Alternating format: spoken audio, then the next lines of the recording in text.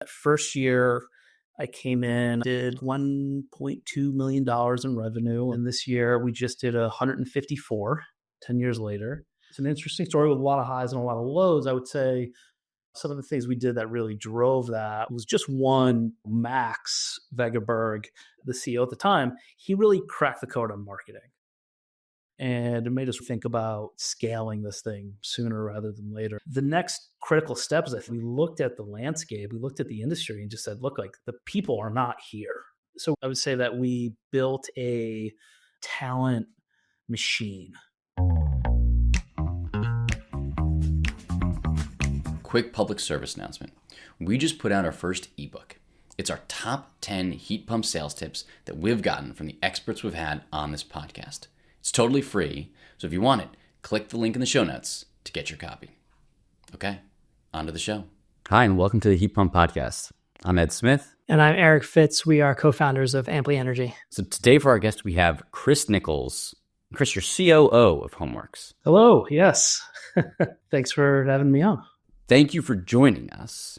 We want to get more into you, but HomeWorks is a pretty unique organization. There aren't ones of its size and scale in many states.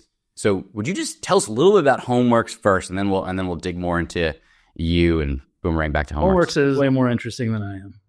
So we can start there. No, yeah, it's a unique organization, and it's evolved over time and really took off really when we articulated our mission, which is energy efficiency simplified. We had just gotten ourselves into the industry, understood the lay of the land, and really saw that, hey, there's all these different product lines out there. There's all these different potential solutions. There's all these different rebates and incentives and a whole host of ROIs that are bolted onto all those solutions. But then also so many things that we do help in so many other ways. Comfort, building durability, et cetera, et cetera. And so like, how do we package this all together and make this easy for a homeowner or a renter or a landlord to adopt? How do we drive that? And so we felt like that was going to be our role in the ecosystem. And so what that really means is we take on all that complexity. So the organization has all the frontline folks that you'd think of. So we have home energy specialists and comfort advisors and weatherization installers and HVAC service on. We also have account management, we have marketing, we have approvals teams, and a lot of back-end QC functionality. And yeah, I think we're up to 750 folks, and I really couldn't be prouder of the team. 750 is a giant organization. And what states do you guys operate in? We're currently in Massachusetts, Connecticut, and Rhode Island. Wow. So that's a lot of people in states with decent population, but like they're not giant states. And if you had to, and you've got a wide array of services, but like a typical job for a HomeWorks, like what would that look like? The vast majority of our customers come through the home energy assessment channel. And from there, we put together a plan for the customer that can go in a myriad of different ways, but that's where it all starts. And I would say that customer journey or customer satisfaction levels are really high, and that's really due to the work that we've put into our training our home energy specialists, because every house that you walk into, especially in New England, is different and presents you challenges, and making sure we got an ace team up front is really critical to driving that. So can you share a little bit more detail? Like when you say home energy assessment, people think of home energy audits. What does that look like? And what are the typical things that you're identifying for a residential project like that? It looks a little different in different geographies because we play like everybody else in the utility space where they dictate this sort of core assessment that you're going to perform, the energy model, specific recommendations, presenting specific rebates and incentives. And then in addition to that, what we found is that's generally not enough. Like we need to add more value to these assessments. And so we spend a lot of time working with our customers on health and safety, which is, to be fair, a part of the core service. We take that above and beyond in a lot of different ways. And also getting folks ready for at least thinking about heat pumps and electrification and different solutions that just go above and beyond what the utility offers. And that can be solar, that can be windows, that can be different remediation types. So super helpful. That is a unique organization, especially at that size. You all are doing a lot of different stuff in a lot of different places with a lot of different people. So we want to dig more into that, and that's where we'll spend the bulk of our time. But I do want to talk a little bit about you, since folks always want to know who we're chatting about. So if you would, tell us about you and your career trajectory to getting to the point where you're COO of a 750-person company doing a lot of good for a lot of homeowners. Yeah. And I think like a lot of employees at HomeWorks, I got out of college and I wanted to do something that would have some sort of positive impact. I didn't really know what that looked like, and I bounced around a little bit, but I ended up landing with a terrific organization, CET, Center for Ecological Technology. They're out in Western Massachusetts, and it was a really transformative experience. I don't know if you guys know Mark Newey, who played a really important role there on the operations side. He now oversees Airtight, which is a net zero consulting firm. So if any of the listeners are in the market, I would encourage you to reach out. He was a huge influence on me. And so I learned a ton from him. And I was doing HERS ratings, which is more detailed energy model. I was doing some energy assessments, and I got into managing the field a little bit there. But I made the life choice to move to Boston. And that was right when Next Step Living was really coming into their own. And it was just a no-brainer to join those guys. And so I worked with them for a couple of years. I was doing field work, and I was working specifically on the weatherization side of the business, getting their crews trained up to how to meet program guidelines and standards. And that was great. But it was that organization scaled so fast, so quickly. I was feeling a little lost. And so I was doing some networking and connected with Max and Martin, the then CEO and COO of HomeWorks. And it was a really interesting meeting. First off, I think they were like 22 or 23 years old, super young, super bright, very ambitious. So I felt like I could learn a lot from these guys. And then also really clear they did not know how to deliver the service yet. Right. So I felt, hey, I can come in at a ton of value out of the gate, and let's see where this thing goes. And so I stepped in to start as a player coach. So I was managing a small team of home energy specialists and performing a bunch of assessments myself and helping out on the install side and answering the phone and whatever it took. We thought we had made it big when we rented out our first 500 square foot office space. We were able to get ourselves out of the warehouse. So those were great times. And then I would just say from there, my career trajectory just really scaled with HomeWorks. And to talk about my career is really to talk about HomeWorks. And I think that first year I came in, I think we did like $1.2 million in revenue. And this year we just did 154, 10 years later. And the stories, it's an interesting story with a lot of highs and a lot of lows. I would say some of the things we did that really drove that was just one, Max Vegaberg, the CEO at the time, he really cracked the code on marketing. And it made us think about the business very differently. And it made us really think about scaling this thing sooner rather than later. And once we nailed that, the next critical step is if we looked at the landscape, we looked at the industry and just said, look, like the people are not here.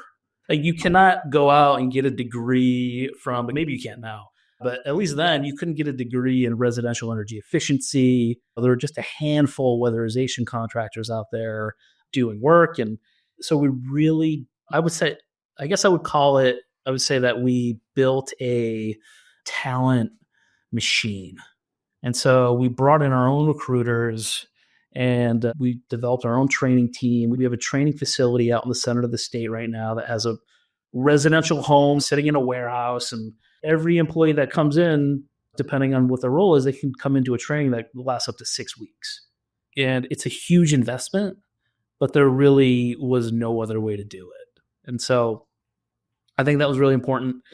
And then lastly, along the way, we felt, hey, everything we're doing, we're not going to do anything with it right now, but let's get all the data we can when we're in these customers' homes. And so we just kept accumulating data. And then once we were able to take a breath, like once we got that talent machine up and running and folks getting trained up and getting out in the field, we were able to really start to digest and synthesize that data, figure out what our customers wanted, what they didn't want, where we should be spending our time, where our pricing was too low, where it was too high, et cetera, et cetera. So, and then for the purpose of this podcast, I would say that another critical step in our progress was really starting an HVAC department. And we built an HVAC department de novo. And if I knew then what I know now, I would have done it very differently. And I would say that there's a few things that came out of that. And one was a lot of failure up front. But in really personal failure on that end. I think that HVAC department has made me such a better leader in a lot of ways, because when we scaled up the weatherization side of the business, I didn't realize it at the time, but we were making changes so quickly and the team was just so flexible, right? Because we're pulling folks from all different industries and they'd come in, we'd get them skilled up on weatherization work and they're off and running, and we'd come in and we'd say, hey, like we want to do it this way. And they've only been doing this for 4 months. So if you want to change your process, right, like that sounds great to them. That's fine. And then, stepping into the HVAC world, I just was not prepared up front for the cultural differences, which are really, these are people who have dedicated their lives to a craft. And so they have real opinions and they have real insight on how you should operate. And we were just pushing. And they were pushing back. And I think a couple things came out of that. One is what they were offering was actually really insightful. When it comes to a skilled trade, I think listening to the boots on the ground is so much more critical because there's so much more nuance. And then two, it's just made me a better leader overall. I think it's really comes back to the idea of listening to your team, making sure everybody feels heard, getting everybody on board and getting a consensus, and then moving forward. So my first time through, Max and Martin handed me the keys, and I think 6 months later they took them back, and they probably should have taken them back earlier. And then I think, I don't know, maybe 6-12 months after that, we tried again and it went much better the second time around. So that first couple of years, we lost money. It was really challenging. Tons of callbacks. On HVAC in particular? Yeah. Okay. A lot of callbacks. And I think to our credit, I think we really, as a leadership team, dug in and made it a core competency. And from that point on, I think we really started to take off. And we're in a better place now, thankfully. But yeah, it was both the most challenging and rewarding point in my career. And just to give us a little more sense, can you, broad brush, what was the timeline from you started off focused really on weatherization?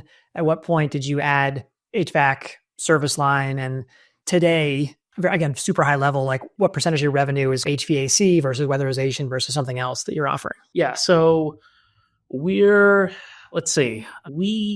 I came into the organization, it was January 2014. And we were doing just HEAs and weatherization and Max and Martin. Home energy audits. What's that? Home energy audits. Home energy audits, yeah. Home energy audits, weatherization. Yes. Yep. This is the heat pump podcast. And actually, yeah. When you joined in 2014, how many people were there? I think I was the 9th guy in the door. You're the 9th guy in the door. You're doing 1.2 million then. And just 10 years later, you have 150x in revenue. And I can't do that math. I guess 75x in people. So now you're 750 people and 150 million in revenue. You're better at math than I am, but that sounds directionally right. Directionally right. Okay. Sorry. Back to Eric's questions, which were great. So 2014, you're just doing HEAs and weatherization. Yeah. Home energy assessments. Home energy assessments, not audits. Okay. Sorry. Thank you. Yeah. And we just started gathering data. Like, hey, what do our customers want? And we took a lean approach. And first we just started basically understanding, hey, look, how many customers would actually hear out a comfort advisor? And then we would just sell off leads to partners we had. And then we brought in a sales team, and then we brought in an install team and then a service team. And that process started in 2015, but we really didn't have an HVAC team until 2017 or 2018. And then we brought in a few different rounds of leadership right? Hiring is challenging in that space. There's only so many skilled HVAC leaders to go around. And so we cycled through a few, and to a lot of their credit, honestly, like they really moved the needle. And then the business scales up, and now it's a completely different skill set. And so we went through a couple rounds of that. And so 2022, we did 18 million in HVAC. We did 32 in 23, and we did 54 last year. And then we did maybe 80 million on the weatherization and home energy assessment side. And then the remainder was like additional services, mold remediation, knob and tube remediation, vermiculite, things like that. And is your HVAC business all HVAC or just heat pumps? It's somewhere in between. We also provide gas solutions, natural gas solutions for customers. Just given the geography that we're in and the current cost of electricity, we still think that for certain customers, gas is at least a part of the right solution. And in my home, I purchased 5 years ago. It had an older gas boiler in there. I put in a heat pump. And so set my switchover temp a little bit lower. But yeah, I still have an integration, and I still heat with gas in the coldest night. So, Chris, you mentioned some of the things you've learned, and you said a line that was super intriguing to me, which is, if I knew then what I knew today, I would have done HVAC like quite a bit differently. If you were going to start a de novo HVAC department today, what would you do? How would you do it? Okay. Amazing answer. Tell us more. Yeah. I think what we didn't appreciate at the time, we just didn't know, was just how nuanced and how technical the trade is. And so if we were going to do it over right now, we'd save up, we'd break open our piggy banks, and we'd do a lot of interviewing, and we'd find like a really small, bright team of HVAC specialists and bring them in to start the business. And do you think that would be an acquisition or that would be a hire? I think I've heard a term like an acqui-hire. I think if you're doing acquisition and it's a larger organization, I think that can work. But I also think that they then come with their own culture, and they come with their own set of expectations and that sort of thing. Versus if you're able to acquire a smaller team that is aligned with your leadership values and the company's overall goals, and I think you have a much better chance of succeeding there. So great answer. Okay. And I feel like embedded in what you just said, and you correct me if I'm speaking for you incorrectly, it sounds like you're saying you just be more humble, say, hey, we don't have this core competency. We need to hire great people that are already experts in this, and we need to learn from them and help them grow into this business, as opposed to be like, hey, we're going to hire you, we're going to tell you what to do, kind of thing. Is that what you're saying? Yeah, I think there's probably some of this is humble. I think a lot of it was actually just ignorant. I think it was just, we really didn't understand the nuances. Not that we felt like we knew the nuances, but we already knew how to drive that difference. But either way, I think the outcome is the same. Yeah. Got it. You mentioned Next Step Living. There's a lot of folks that probably don't know that story. I don't think we need to get into great detail. I'll just say that you alluded to this, that Next Step Living scaled very quickly and ended up not really working out for a bunch of different reasons. And so there's no longer an operating business. How at HomeWorks have you scaled up your business so quickly, so successfully across multiple services, weatherization, HVAC, adding in knob and tube remediation? It's a non-trivial thing to include as well as part of your business. How are you doing this? How did you? Yeah, I mean, I think we take the same playbook with each service line, which is first, we're going to set up a referral process. We're going to build a network, in the case of knob and tube remediation, of electricians. And we're going to make the referrals, we're going to kick them over to them, and we're going to learn something. And if we feel like what we learn is that, hey, we can sell and scope this, then and maybe capture more of that margin, then we're going to do that. And then maybe we decide that we stop there, which is currently what we've done. We have 3 electricians right now. They're primarily replacing bath fans at this point. It's a long non sequitur, but so then we'll sell and scope, and we'll capture some additional margin there. And then if we feel like, hey, like we can provide or we can be like a differentiator in this market, we can bring something that others can't, then we're going to bring this in-house and we're going to do this internally soup to nuts. And there are different service lines that we offer right now that are full service all the way through. And then there are others where we just simply refer out to partners. Nice. That makes a ton of sense to partner first, see if it's a space you really want to go further into. And maybe you do, and maybe you don't. Maybe it's great to just partner for a long time and your partners are happy, you're happy, your end customers are happy. Yeah. Very interesting. Yeah. And sometimes a couple circumstances we found we just can't find good partners. So we're going to have to do this ourselves. Right? So there's a lot that goes into that. Yeah. Okay. And on that, Eric's question about scale up, you mentioned before that Max cracked the code on marketing. And I know a lot of entrepreneurs in the HVAC space were A-techs who then go out on their own and suddenly the technical aptitude is amazing. But then there's this question of like, how do I drive leads? How do I drive leads cost effectively? What are marketing channels? All this stuff. So I'm just curious, how did he crack the code? What did that look like for you guys? It started with the three of us and a few others literally handwriting letters. Huh. Yeah. We'd send out like canned postcards and that kind of thing. And then it was just iteration. So we sent out a canned postcard, and then from there we'd send out a canned postcard with a handwritten signature on it. And then we'd send a letter, and just this iterative process. And early on, we were to the point where we had like a 2% response rate on direct mail.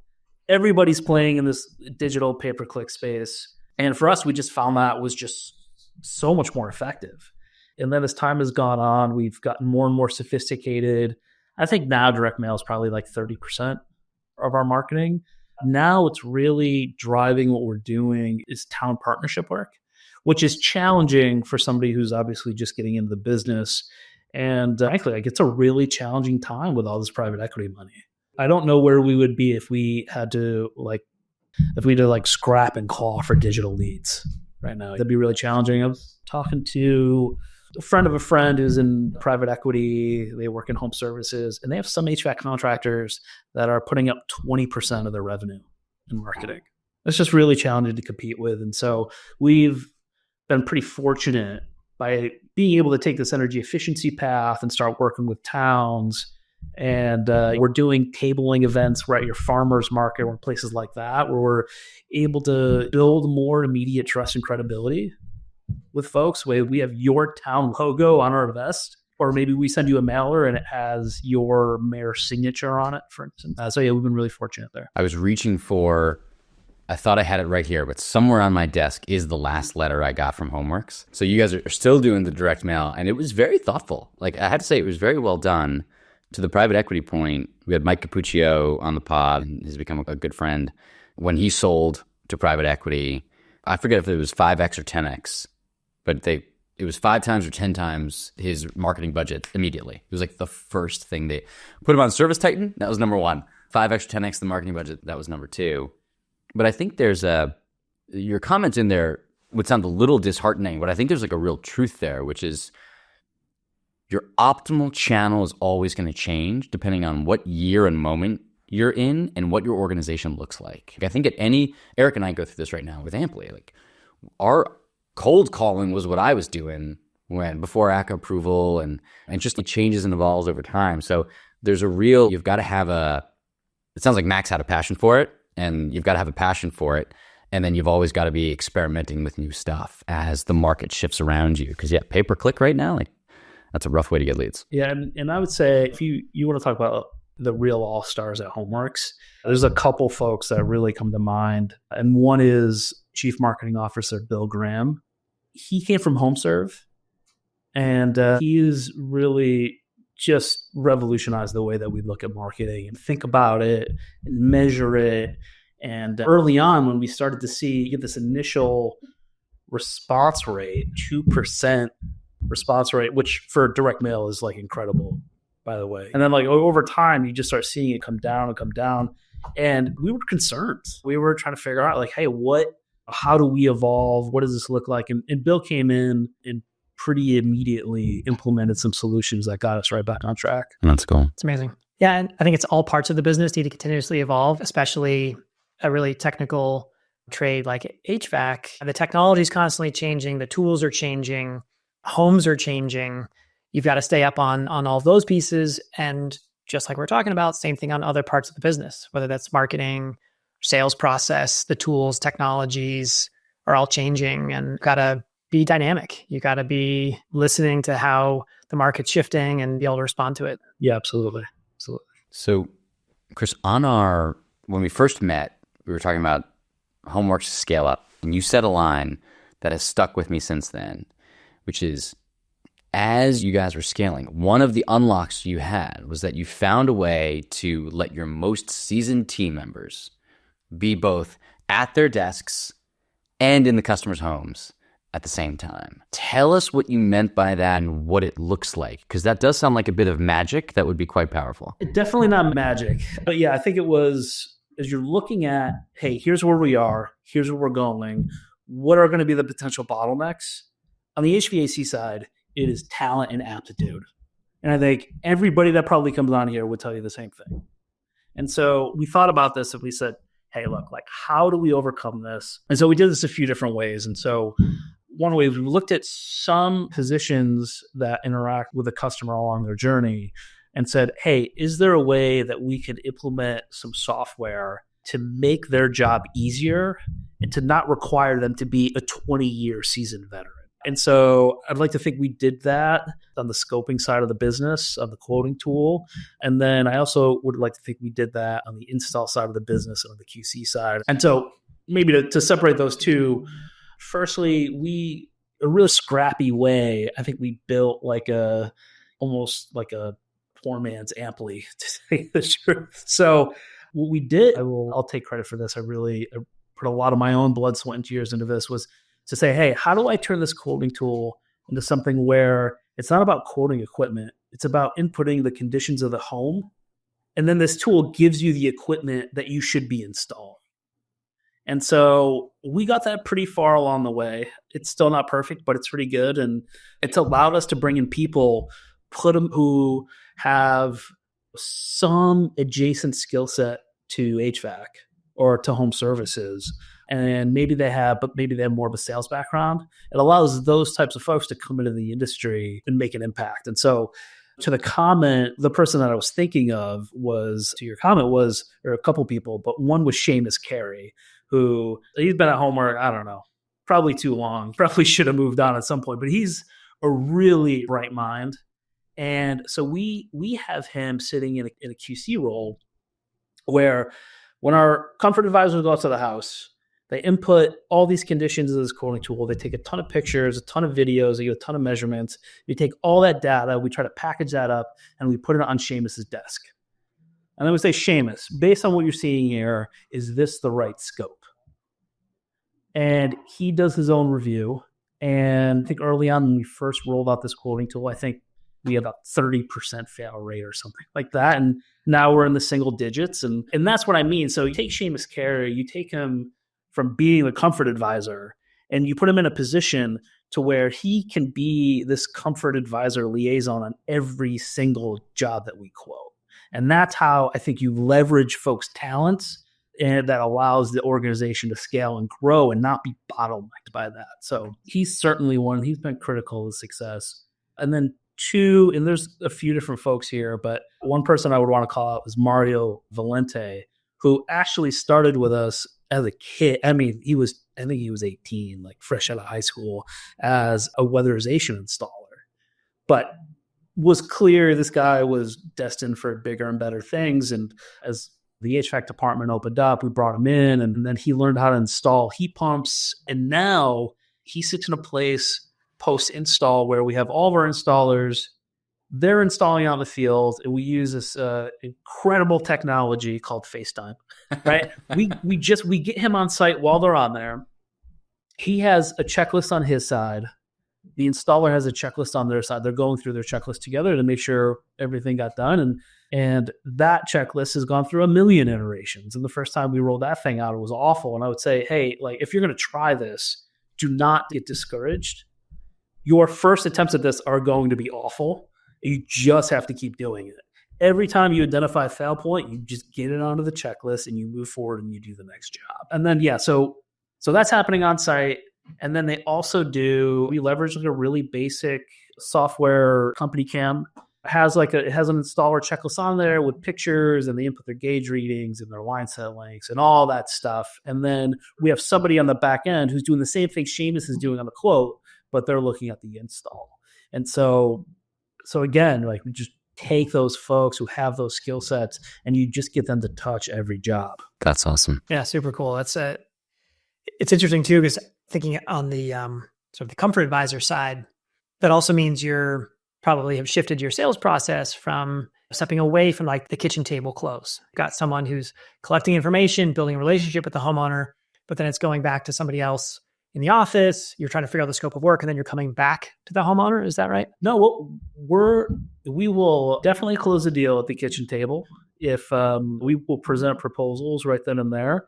We are very upfront with our customers in terms of what our process is. And hey, if you're one of the single-digit % of folks that need a revision, we got this guy on the back end. He's going to take a look, and we'll be back in touch. So okay, got it. So you're setting expectations like, hey, we're pretty sure this is dialed in, but maybe we'll need to go a size down or a size up depending on the details that we're going to analyze about the loads or the exact configuration of your home. Exactly. And yeah, got it. Okay, very cool. All right, Chris, broad one, because this has been awesome. We've hit on a bunch of stuff.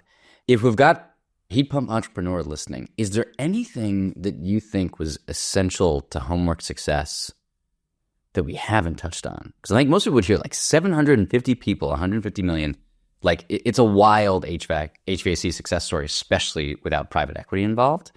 So anything else that we haven't touched on? No, I mean, I think there might be a point or two worth reiterating, which is, we talked about this a little bit, but one is, look, like you're going to step into this space.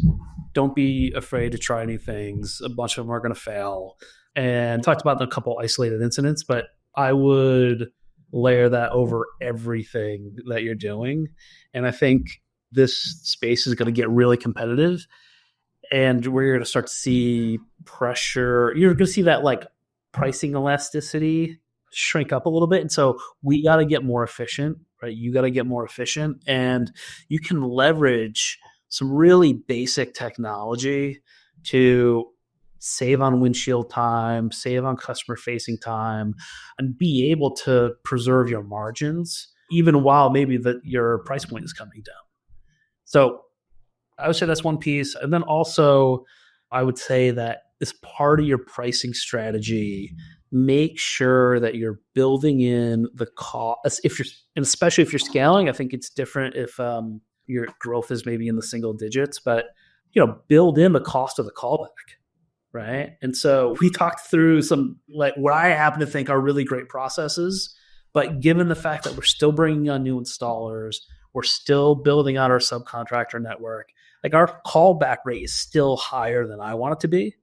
And as that, I don't expect us to double again. And as our maybe fall into like a 10 to 15% growth rate over the next few years, as that happens, our callback rate will drop, and it will be that pool of money that we set aside for that callback will shrink. But if you're scaling, like you have to just accept that the callback is going to happen. And if you have the money in there, you are going to have the biggest smile on your face when you go back to solve that customer's problem. And I think the place you don't want to be is you don't want to have these like financial burdens that make it really hard to carve out time in your technician's day to go back and resolve those issues. That's amazing, because that creates a space for learning for your business and for your teams. And also when you're sending that person back out in the field, they're like, maybe they're not necessarily excited about it, but they're at least like, hey, this is part of my job.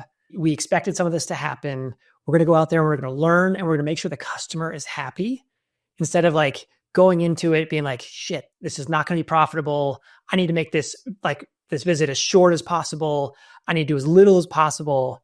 It's the opposite. And that's amazing from a brand building perspective and for your team. That's so cool that you figured that piece out. Yeah. And that was, and as you were saying that, I guess maybe that would be the other thing is throughout your entire process, just building in feedback loops in a systematic, organized, operational way. Every job has a scope review. Every callback that came in is reviewed by your install teams, et cetera, et cetera. You brought up these different I'll call them SOP, standard operating procedures, over and over again. And maybe that's what you were just about to say, Ed, and it's like, I think a lot of people think, all right, we're going to finally write down the SOP and then we'll be done. And it's going to be like locked in for the next several years. Yeah. But it's like, just the start. It's the standard operating procedure we're using today. Right. And it's going to evolve over time. And that's so important. Yeah, it's going to evolve over time. And if you're not living the SOP, like writing it down is one thing, but if you're not verifying the execution of the SOP, then what was the point anyway, right? So getting that thing down on paper is just the start. That was exactly what I was going to say, Eric. So I'm going to move us on to the next topic. Chris, what does the future look like for HomeWorks? Well, I'm glad you asked about HomeWorks specifically, because the broader future, I have no idea. But for HomeWorks, I think for us, we love the energy efficiency space.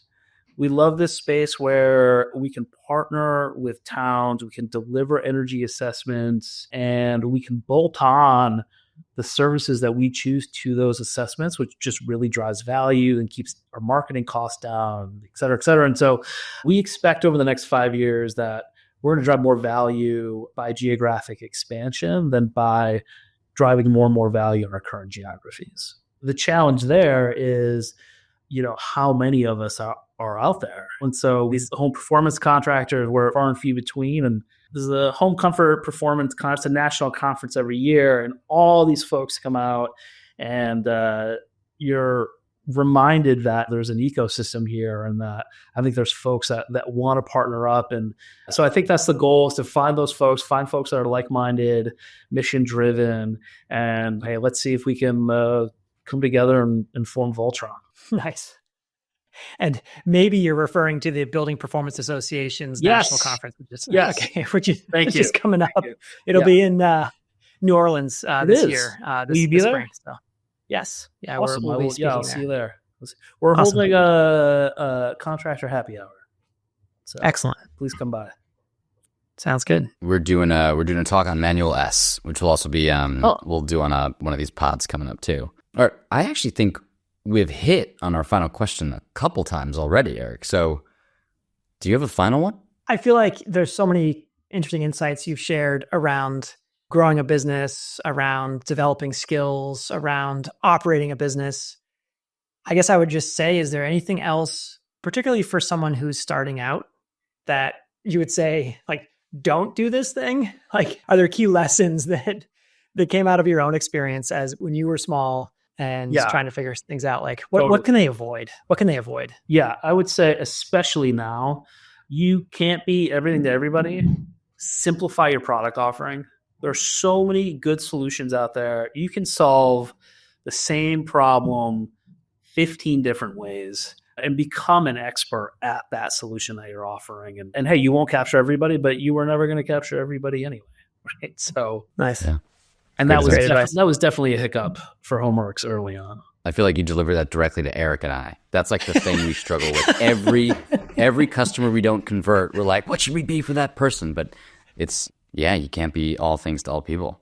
Chris, this was awesome. You told a great story. Thank you for all of that. Yeah, no, it was fantastic connecting with you guys. And I hadn't taken a peek really at what you guys were doing when we first chatted. I talked to some folks and perused your product a little bit, and you guys offer a fantastic product. You guys should be plugging that on these podcast episodes. We specifically try not to. We have found 3 years of working on Amply that the industry and people in it have been so shockingly generous to us. We would have died 1,000 deaths if I didn't rattle off the number of people who have helped us on the way. That, I don't know, we just wanted to keep learning ourselves and then share that out. So anyway, thank you for saying that. It's why we don't do it here. And we're just like to have the conversation and have it be an excuse to get on the phone with you for 90 minutes. If I had said, can I get a 90 minutes on your calendar? You would have said, go jump in a river.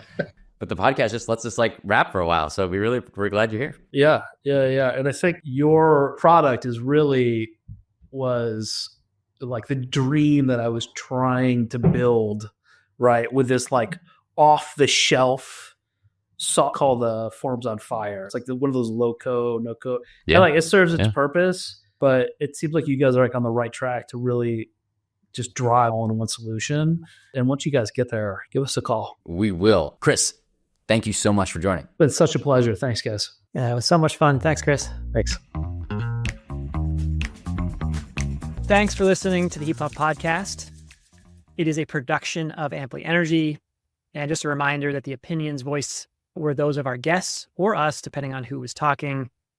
If you like what you've heard and haven't subscribed, please subscribe in your favorite podcast platform. We'd love to hear from you, so feel free to reach out. You can reach us once again at hello@amply.energy, no.com, just .energy. Thanks a lot.